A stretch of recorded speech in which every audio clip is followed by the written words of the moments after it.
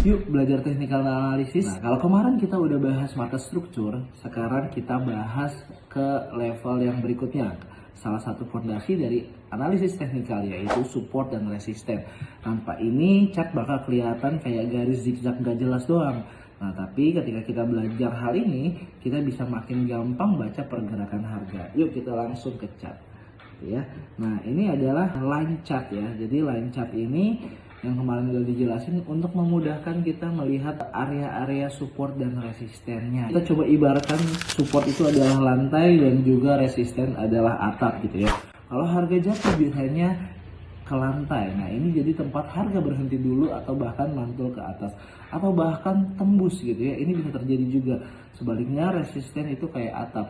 Kalau harga naik, atap ini sering terjadi penghalang harga buat lanjut lebih tinggi. Tapi kalau misalnya jebol gitu ya, ditembus, harga akan mantul biasanya dari atap itu menjadi dasarnya lagi atau menjadi support. Jadi support bisa become jadi resisten, resisten bisa become jadi support gitu ya.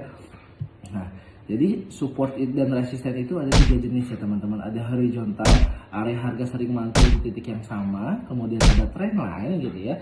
Kalau trendline itu nanti posisinya seperti ini. Nah, kayak gitu ya. Nah, ini adalah area support juga gitu ya. Nanti di atasnya ada resistennya gitu, channeling mereka ya biasanya ya. Nah, kayak gini. Nah, jadi ini adalah support, ini adalah resisten. Kemudian zona. Nah, zona ini biasanya di marking seperti ini nih. Misalnya di sini ada support, kemudian di sini ada area bullish engulfing gitu ya. Nah, ini bisa disebut sebagai zona. Nah, jadi tips penggunaannya, anggap support resisten itu adalah sebuah zona gitu ya. Jadi kita melihat reaksi ya. Jika harga break area resisten, bisa jadi resistennya itu menjadi support untuk landasan dia terbang lebih tinggi. Atau kalau resisten ini tidak bisa dijebol, dia akan mantul kembali untuk kembali ke area supportnya. Nah, tetapi ketika area support ini dijebol, ini bisa menjadi area resisten untuk dia kembali ke area support yang lebih landainya lagi.